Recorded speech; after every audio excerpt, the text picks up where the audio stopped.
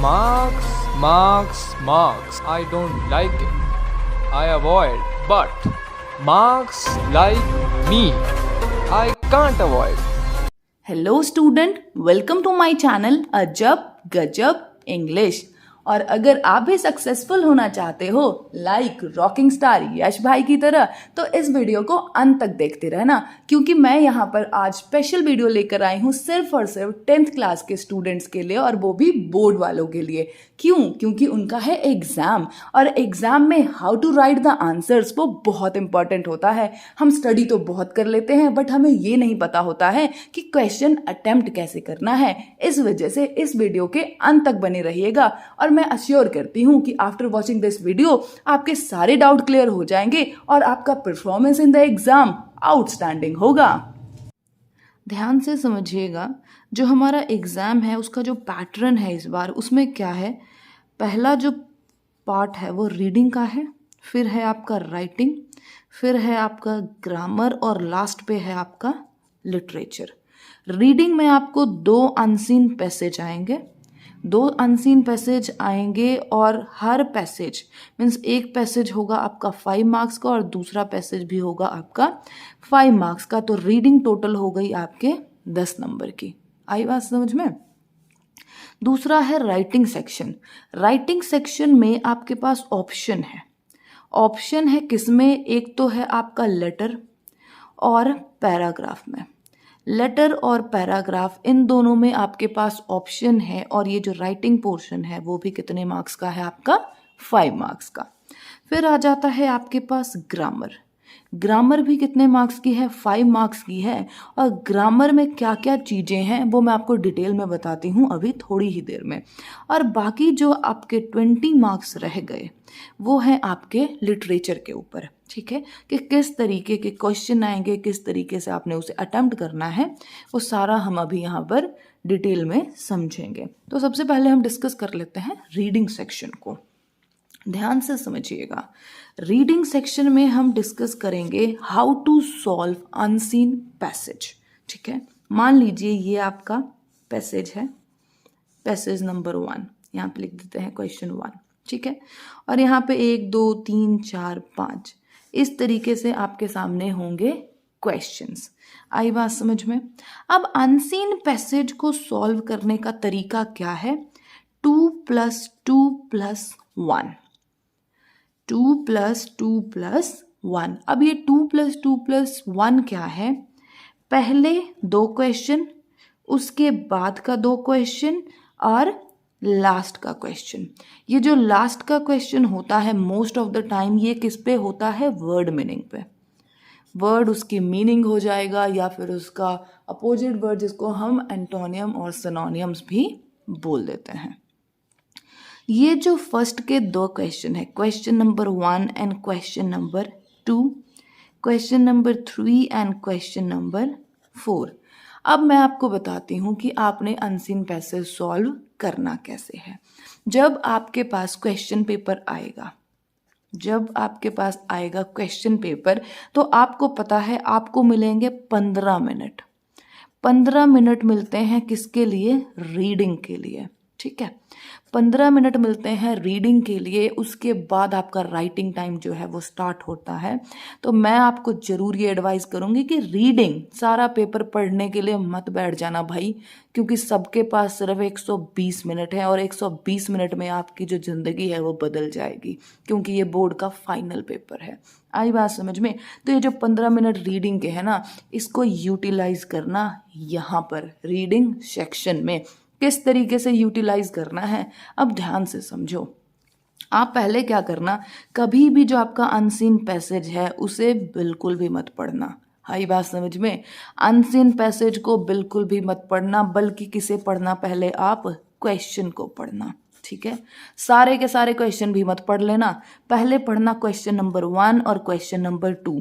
ये 2 क्वेश्चन आपने सिर्फ रीड किया, और इसका पॉइंट देख लो कि किस बेस पे, किस चीज़ पे क्वेश्चन जो है वो पूछा गया है, और आ जाना यहाँ पे फर्स्ट पैराग्राफ में। फर्स्ट पैराग्राफ पढ़ना शुरू करना, और जहाँ पे लगे कि अरे क्वेश्चन नंबर 1 वाली बात है, उसको ऐसे करके पेंसिल से अंडरलाइन कर लेना।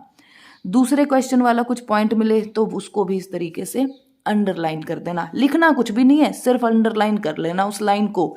आई बात समझ में? फिर क्वेश्चन नंबर 3 और क्वेश्चन नंबर 4 को पढ़ लेना और इसी तरीके से एक अंडरलाइन यहाँ पर हो जाएगा और एक अंडरलाइन यहाँ पर हो जाएगा। आई बात समझ में कि नहीं? पहले आप इतना काम करोगे, उसके बाद क्या करोगे, क्वेश्चन नंबर 1 को पढ़ना और अब आपके पास पूरा पैसेज पढ़ने की जरूरत नहीं है। ये जो आपने 4 अंडरलाइन किए हैं ना, इन्हीं चारों में से एलिमिनेशन खेलना है। क्या करना है? एलिमिनेशन। मतलब क्या, एग्जैक्ट आंसर नहीं ढूंढना है, बल्कि ये ढूंढना भाई ये जो 4 है ना, इसमें से 3 कौन से हैं जिसका आंसर पहला नहीं है। आई बात समझ में? और एलिमिनेशन कर लेना। फिर आपको मान लो पहले तो आपको सारा पैसेज पढ़ना पड़ता है एक आंसर के लिए, लेकिन अब आपने सिर्फ 4 लाइनों को, 4 पॉइंटों को पढ़ना है और उसमें से आंसर देखना है कि एक्यूरेट जो है वो कौन सा है। आई बात समझ में? जैसे ही एक्यूरेसी आपको पता लग जाए, उसे अपने वर्ड्स में, किसमें? अपने वर्ड्स में आपने लिख देना है क्वेश्चन नंबर 1 का आंसर। उसी तरीके से मान लीजिए ये पॉइंट आपका कट गया, ठीक है, ये पॉइंट आपका कट गया। अब आपके पास पॉइंट बटा 1 2 3, ये 3 पॉइंट बचे। अब क्वेश्चन नंबर 2 जो है उसके लिए 3 में से हमने एलिमिनेट करना है। ये भी गलत, ये भी गलत, ये वाला सही। क्वेश्चन नंबर 2 का आंसर भी लिख लोगे अपने ओन वर्ड्स में।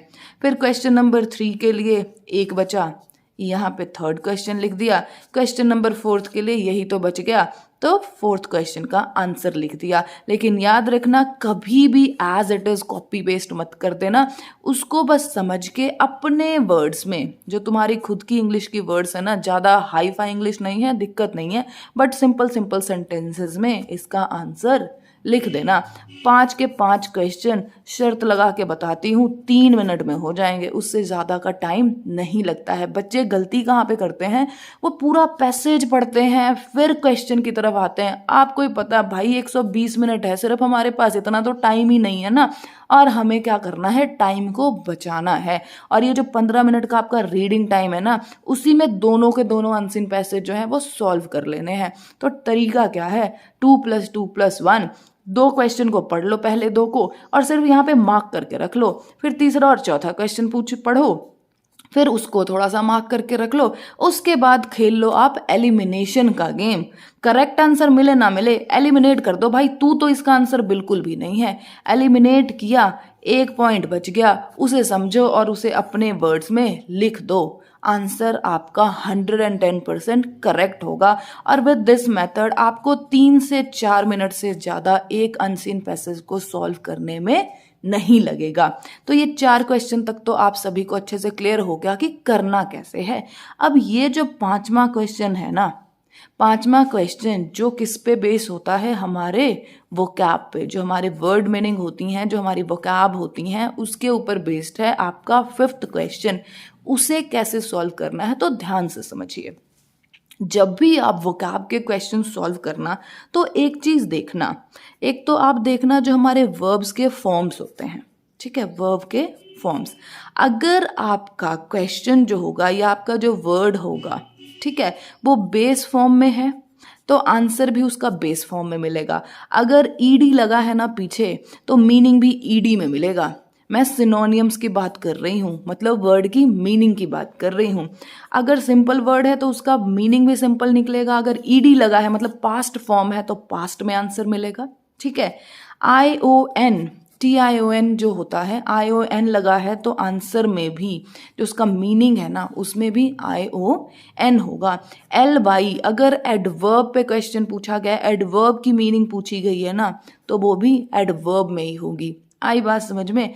इस चीज़ को ध्यान रखना। अगर ING में क्वेश्चन पूछा गया है तो उसका जो मीनिंग होगा वो भी ING में ही होगा। तो जो हमारे वर्ड्स की फॉर्मेशन है उसको ध्यान में रखना कि जो वर्ड की फॉर्मेशन है उसके अकॉर्डिंग ही उसका मीनिंग मिलेगा इन द पैसेज। क्योंकि आप देखते हो क्वेश्चन नंबर 5 है जी, इस वर्ड का मीनिंग ढूंढो। कहाँ से ढूंढो भाई? 3rd पैसेज से ढूंढो। अब देखो थर्ड पैसेज नहीं, सॉरी, थर्ड पैराग्राफ से ढूंढो। तो अब थर्ड पैराग्राफ में बहुत सी लाइनें हैं, ठीक है। अगर आप देख लो कि बेस फॉर्म है तो बेस फॉर्म वाली जो आपको ये मीनिंग समझ में आ रहा है थोड़ा बहुत, उसके अकॉर्डिंग देखो। अगर 3-4 वर्ड मिल जाते हैं, 2 वर्ड का मीनिंग तो आपको पता होगा, तीसरे वर्ड का मीनिंग आपको नहीं पता लग रहा होगा, तो क्या करना, यहाँ पर भी एलिमिनेशन कर लेना कि भाई ये तो पक्का नहीं है, ये तो पक्का नहीं है, तो एंड पे यही रह गया, तो यही इसका आंसर होगा। आई होप कि अनसीन पैसेज कैसे सॉल्व करना है आपको अच्छे से क्लियर हो गया होगा। ध्यान से समझिए। 2 + 2 + 1 आई बात समझ में। पहला ये पॉइंट है। दूसरा क्या है, रीड क्वेश्चन, रीड क्वेश्चन। उसके बाद अंडरलाइन, अंडरलाइन करनी है सिर्फ पॉइंट्स को, अंडरलाइन पॉइंट्स, पॉइंट्स को अंडरलाइन किया। उसके बाद जो 4th स्टेप है वो क्या है, एलिमिनेशन, एलिमिनेट करना शुरू कर दो। 5th क्या है, वर्ड मीनिंग के लिए, वर्ड मीनिंग के लिए आपके पास बेस्ट ऑप्शन क्या होता है कि आप वर्ड की फॉर्मेशन को देख लो कि जो हमारा वर्ड है ना उसकी फॉर्मेशन कैसी है, और उसी फॉर्मेशन के बेस पे ही आपको क्या मिल जाएगा, उसका मीनिंग मिल जाएगा from that prescribed paragraph. I hope it is clear to you. चलिए तो एक एग्जाम्पल ले लेते हैं ताकि आपको अच्छे से क्लियर हो जाए। ये रहा, read the passage carefully and answer the question. But आपको पता है हमने रीड तो करना नहीं, क्वेश्चन देखना। चलो, और कौन सा, 2 to 1। पहले 2 क्वेश्चन, पहले 2 क्वेश्चन देखिए। What does nutrition science believe in और एक्सपेंडिंग वेस्ट लाइन प्रूव। आ जाइए, अब हमने ढूंढना है न्यूट्रिशन साइंस। एक तो मिल गया, ये रहा न्यूट्रिशन साइंस वाले पॉइंट, और दूसरा waist line, waist line, waist line, ये रहा वेस्ट लाइन। 2 पॉइंट ढूंढ लिए हमने। तीसरा देखिए, what is the difference between portion and serving, ठीक है। और 4th क्वेश्चन क्या है, 2 facts about eating habit. Portion, serving, facts about eating habit. चलो जी, ढूंढना शुरू करते हैं, ढूंढना शुरू करते हैं, ढूंढना शुरू। स्टडी, स्टडी कुछ ये बता रहा है, चलो यहाँ पे भी अंडरलाइन कर देते हैं। ये भी कुछ स्टडी से रिलेटेड है, चलो इसको भी एक बार अंडरलाइन करके रख लेते हैं, ठीक है। और पोर्शन वाली लाइन ढूंढ लेते हैं भाई। पोर्शन वाली लाइन कहाँ गई, ये रही। अ सर्विंग, ये आ गया, ठीक है। The size, technical portion.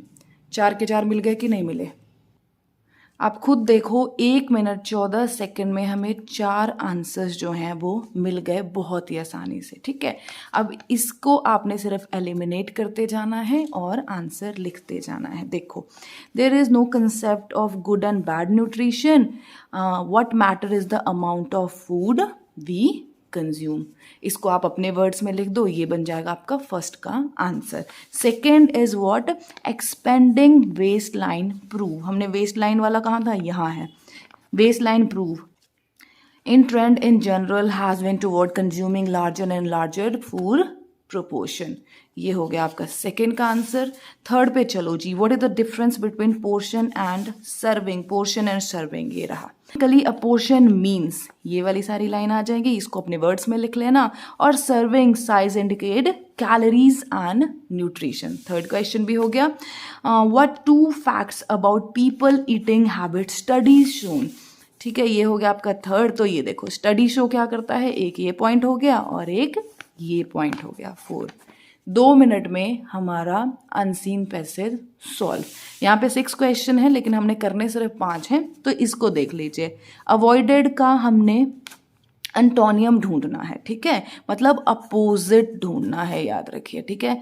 हमने यहाँ पे वर्ड फॉर्मेशन देखी ईडी वाली। चलिए भाई, थर्ड पैरा में देखते हैं कुछ है ऐसा जिससे हमें पता लगे अवॉइडेड। टक टक टक टक टक टक, एक वर्ड है ईडी वाला। चलो और भी ढूंढो, पहले वर्ड फॉर्मेशन ही देखी जाएगी। टक टक टक टक, कोई भी नहीं है, ठीक है। तो ये हो गया आपका 5th का answer. Within 3 minute and 10 second we are able to solve the unseen passage.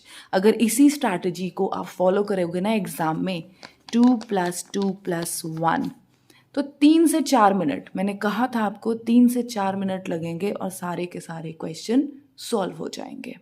तो मैंने अभी बताया था कितने मार्क्स का है, 5 मार्क्स का, ठीक है। तो 5 मार्क्स का है जिसमें 2 पॉइंट्स हैं। एक तो है आपका लेटर और दूसरा है आपका पैराग्राफ, और ये दोनों में क्या है आपके पास ऑप्शन। मतलब क्या कि अगर तुम्हें लगता है कि तुम पैराग्राफ अच्छा लिख सकते हो तो पैराग्राफ तैयार करके जाओ, अगर तुम्हें लगता है कि तुम लेटर अच्छा लिख सकते हो तो लेटर तैयार करके जाओ। दोनों तैयार करने की ज़रूरत बिल्कुल भी नहीं है, क्योंकि यहाँ पर है क्या, ऑप्शन। जहाँ पर हो जाती है ऑप्शन तो हमें थोड़ी सी क्या मिल जाती है, लिबर्टी मिल जाती है कि हमें करना क्या है। आई बात समझ में। तो एक चीज़ मैं यहाँ पर अपने पर्सनल पॉइंट ऑफ व्यू से तुम्हें एक एडवाइस जरूर देना पसंद करूँगी कि अगर आपके पास लेटर और पैराग्राफ में ऑप्शन हो ना तो लेटर के साथ जाना। क्यों? क्योंकि लेटर लिखना जो है वो इस बार बहुत ही ईजी है, और लेटर में आपको 5 में से 5 मार्क्स मिलने के बहुत ज़्यादा चांसेस हैं। जो चांस यहाँ पे थोड़ा सा कम हो जाता है। क्यों कम हो जाता है? क्योंकि हमने पैराग्राफ जब हम लिख रहे होते हैं ना तो हम अपना, कई बार होता है कि हमें लगता है कि हमने अपना बेस्ट दिया, बट एग्जामिनर का जो लेवल होता है हम वहाँ तक नहीं पहुँच पाते हैं, और जिसकी वजह से हमारे एक आधा नंबर कट जाते हैं। मान लो अगर 4 में से 5 मिल गया या 3.5 नंबर मिल गए 5 में से, तब भी आपका नुकसान ही है। तो मैं तो प्रेफर करूँगी आप सभी को कि आप किसकी तरफ बढ़ो, लेटर की तरफ बढ़ो, क्योंकि यहाँ पे कुछ कुछ पॉइंट हैं, अगर वो पॉइंट आपने किए फॉलो तो आपको नंबर मिल सकते हैं 5 में से 5, मतलब फुल में से फुल मार्क्स मिल सकते हैं। तो अब मैं प्रेफर करती हूँ आप सभी के लिए कि आप लेटर की तरफ चलो, क्योंकि अब मैं आपको सारा कुछ बता देती हूँ कि लेटर में आपने क्या क्या चीज़ों का ध्यान रखना और किस तरीके से आप लेटर लिखोगे तो आपको फुल मार्क्स मिलेंगे। हमारे सिलेबस में 2 तरह के लेटर हैं, एक है ऑर्डर प्लेसिंग का और है लेटर ऑफ इंक्वायरी, और ये दोनों के दोनों क्या हैं, आपके फॉर्मल हैं। ठीक है, एक है ऑर्डर प्लेसिंग और दूसरा है लेटर ऑफ इंक्वायरी, और दोनों का दोनों लेटर जो है वो कैसा है, फॉर्मल लेटर है। तो फॉर्मल लेटर है तो इसका मतलब क्या है कि एक ही फॉर्मेट को फॉलो करेगा। तो ध्यान से समझ लीजिए फॉर्मेट को पहले, कि फॉर्मेट क्या है फॉर्मल लेटर का। तो सबसे पहले हम लिखते हैं सेंडर का एड्रेस। क्या लिखते हैं, सेंडर का एड्रेस, मतलब क्या हो गया, अपना एड्रेस। ठीक है, अपना एड्रेस आप लिखोगे 3 लाइन में, 3 लाइन फॉर्मेशन में, 1 2 3। जैसे मैंने यहाँ पर लिखा हाउस नंबर, ठीक है, यहाँ पर लिख दिया एरिया, और यहाँ पे मेन जगह का नाम लिख दिया। आई बात समझ में। मान लीजिए कि अगर हम ऑर्डर प्लेसिंग का ही लेटर लिख रहे हैं, तो अगर मैं मान लूँ कि यहाँ पर मैंने लिख दिया DPS, दिल्ली पब्लिक स्कूल, कहाँ भाई, पणजी, एंड प्लेस हो गया गोवा। 3 लाइन फॉर्मेट में हमने क्या किया, लेटर के लिए ओन एड्रेस का कॉलम भर दिया, फिर एक लाइन छोड़ देना इस तरीके से, और फिर लिख देना आप डेट को। डेट जैसे अगर मैं आज की बात करूं तो आज है आपका 23 अप्रैल 2022। इस तरीके से डेट लिखना, कभी भी इस तरीके से डेट मत लिख देना, जो ये हम स्लैश वाला लिखते थे ना, उस तरीके से डेट बिल्कुल भी मत लिख देना, बल्कि इस तरीके से डेट लिखना है आपने।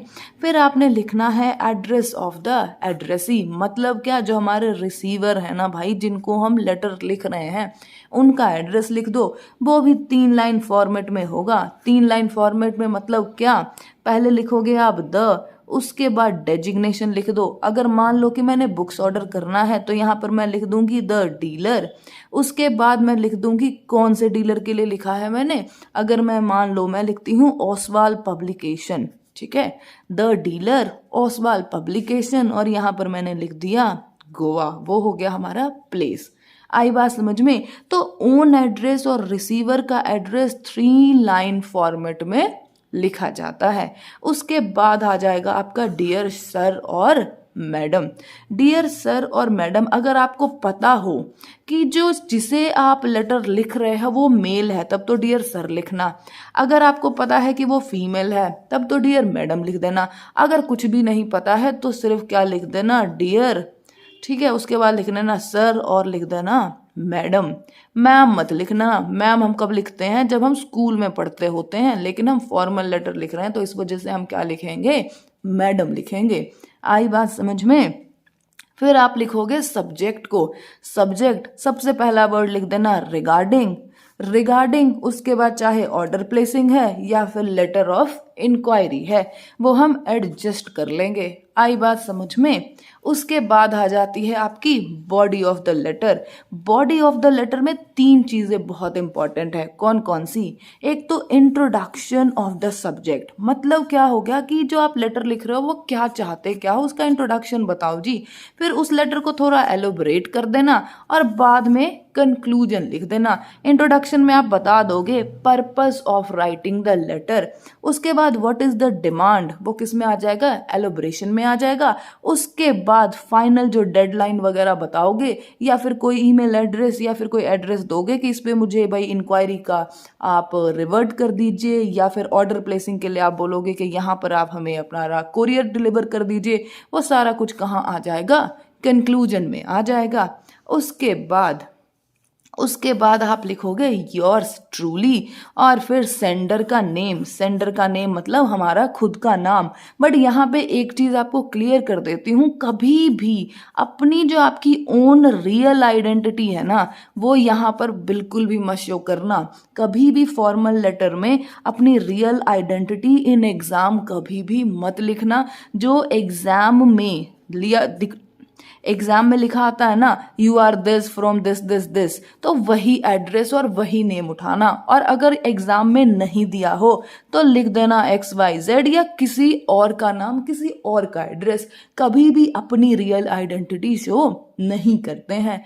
आई होप कि फॉर्मेट आपको अच्छे से क्लियर हो गया होगा। मैं कुछ पॉइंट्स बता देती हूँ जो आपने रिमेंबर रखना है हमेशा। कब? जब आप लेटर ऑफ इंक्वायरी लिख रहे हो या फिर लेटर ऑफ ऑर्डर प्लेसिंग लिख रहे हो। फिर दोनों के एक एक एग्जाम्पल भी करवा दूंगी तो आपको अच्छे से क्लियर हो जाएगा। ध्यान से देखो, ये जो पॉइंट्स टू रिमेंबर मैंने लगाए हैं ये लेटर ऑफ इंक्वायरी के हैं और जो नेक्स्ट है वो लेटर ऑफ प्लेसिंग ऑर्डर के हैं। अगर आप इन सभी पॉइंट को दिमाग में रखकर आप अपना आंसर फ्रेम करोगे ना, तो कोई भी टीचर, कोई भी एग्जामिनर आपके 1 नंबर भी नहीं डिडक्ट करेगा। तो ये आप ध्यान से देख लो। इसके बाद मैं दोनों के लेटर ऑफ इंक्वायरी और लेटर ऑफ प्लेसिंग ऑर्डर के एक एक सैम्पल भी यहाँ पर आपके लिए पेस्ट कर देती हूँ। उसे भी आप स्क्रीनशॉट ले लेना so that you are able to see it and learn from it.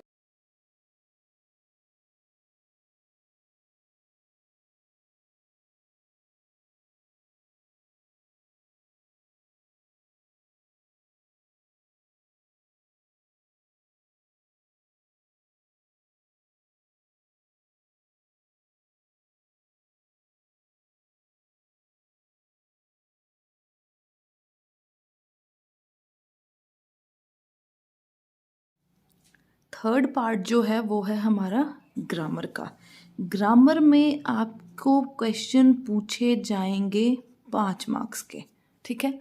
5 marks में भी डिवीज़न होगी 3+2 की, ठीक है। ये जो 4 पॉइंट मैंने बनाए हैं यहाँ से आपको 3 मार्क्स के क्वेश्चन पूछे जाएंगे और सिर्फ एक है रिपोर्टेड स्पीच, ठीक है। यहाँ से आपको 2 मार्क्स के क्वेश्चन पूछे जाएंगे। आई बात समझ में? अब ध्यान से समझिएगा, जब आपने tense, subject verb agreement, modals और डिटर्मिनर्स में भी क्या आर्टिकल्स और क्वांटिफायर डिटर्मिनर्स कर लिए तो आपके ये 3 नंबर जो है ना वो अच्छे तरह से पक्के हो जाएंगे। ध्यान रखिएगा, टेंस में हमने क्या करना है, सभी टेंस के जो स्ट्रक्चर है ना, सेंटेंस का स्ट्रक्चर, उसे अच्छे से समझ लीजिएगा। सब्जेक्ट वर्ब एग्रीमेंट को समझ लीजिए।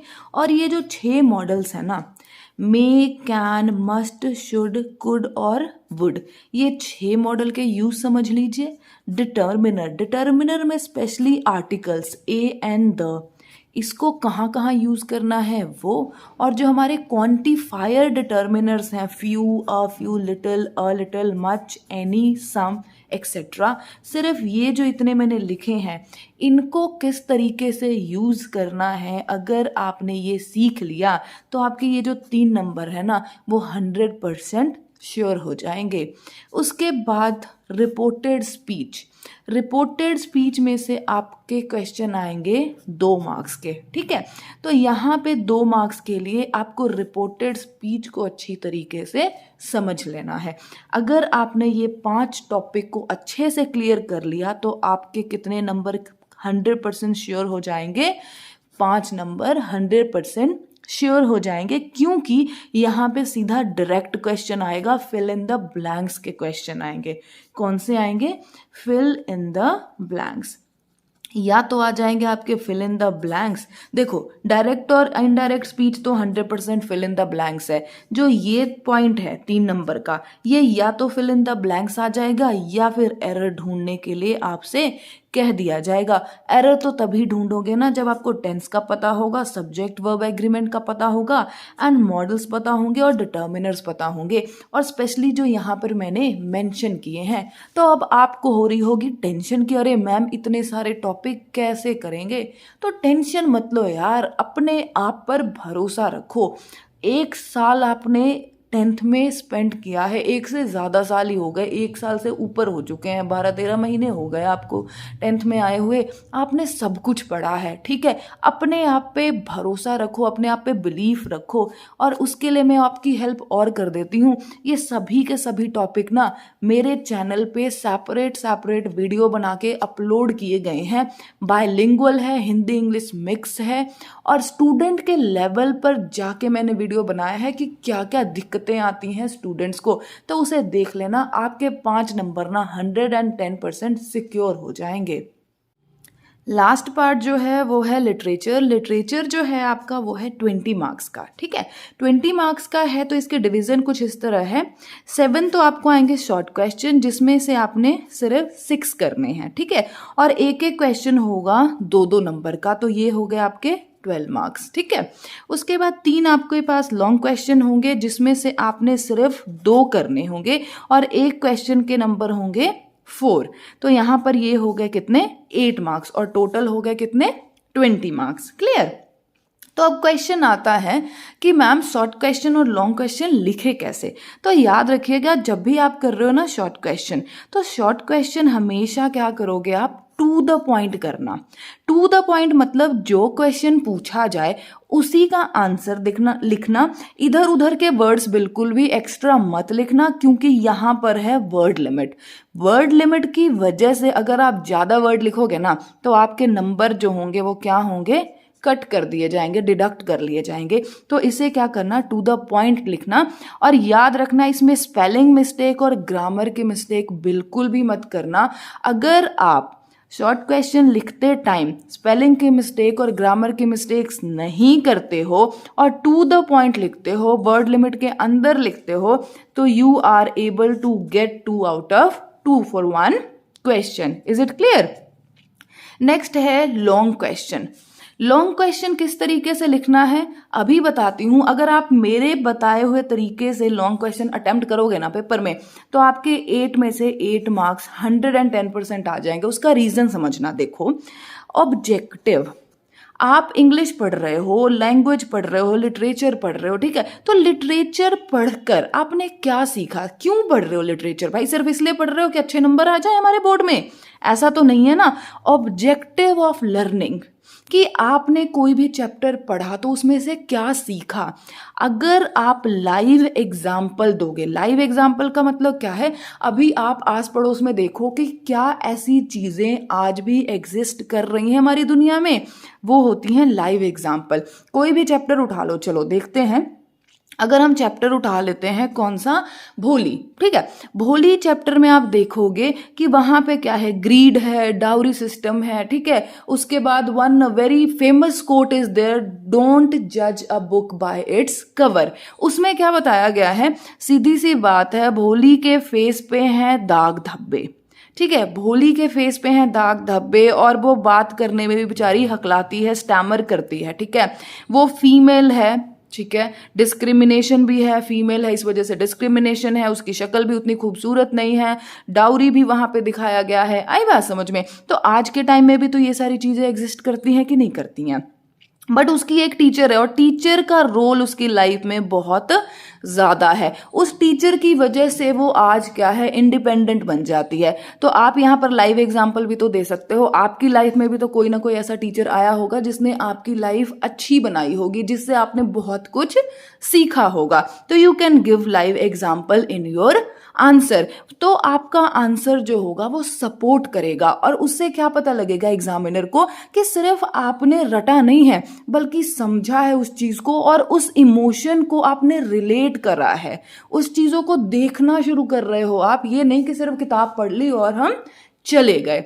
अब एक और एग्जाम्पल देती हूँ। देखो, एक चैप्टर है आपका जिसमें हाँ, making of scientist. Making of scientist में रोल ऑफ मदर, ठीक है, मेकिंग ऑफ साइंटिस्ट में रोल ऑफ मदर, कि एक मदर किस तरीके से एक ऑर्डिनरी चाइल्ड को एक साइंटिस्ट बनाने में हेल्प करती है। ठीक है ना, जो हमारे फैमिली का एटमॉस्फेयर होता है, माँ बाप की जो हमारी रिस्पॉन्सिबिलिटी होती है, उनका इनकरेजमेंट होता है, ये सब हमें क्या करते हैं, हमें कहीं ना कहीं इंस्पायर करते हैं, कहीं ना कहीं मोटिवेट करते हैं, जिसकी वजह से कुछ ना कुछ हम अचीव कर लेते हैं लाइफ में। लाइव एग्जाम्पल इसका आप दे सकते हो केजीएफ से। केजीएफ में भी यही दिखाया गया है कि किस तरीके से एक जो मदर के टीयर्स है ना, उसकी वजह से जो रॉकी होता है, he become the leader of everyone.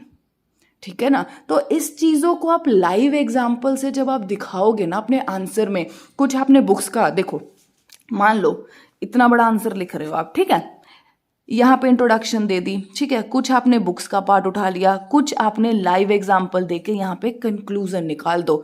कोई भी टीचर जो होगा, कोई भी एग्जामिनर होगा, वो आपको फुल मार्क्स देगा। उसका रीजन क्या है? क्योंकि आपने ऑब्जेक्टिव ऑफ लर्निंग को समझा है। आई बात समझ में? तो इस चीज़ को ध्यान रखना, लॉन्ग क्वेश्चन अटेम्प्ट करते टाइम हमेशा ट्राई करना लाइव एग्जाम्पल्स देने का, तो आंसर्स बहुत ही क्रिएटिव हो जाएंगे और एग्जामिनर आपके 1 नंबर क्या आधा नंबर भी नहीं काटेगा। आई होप कि आपको सारे स्ट्रैटेजीज जो हैं वो आज अच्छे से क्लियर हो गए होंगे। मैं आज जरूर आप सभी से ये रिक्वेस्ट करूंगी कि इस वीडियो को ना सभी 10th क्लास के स्टूडेंट तक पहुंचा देना, ताकि उन सभी को पता लग जाए कि किस तरीके से पेपर करना है और सबका पेपर अच्छा हो जाए। Thank you so much for watching my video. If you like my channel then do like, subscribe and share my channel. Thank you so much.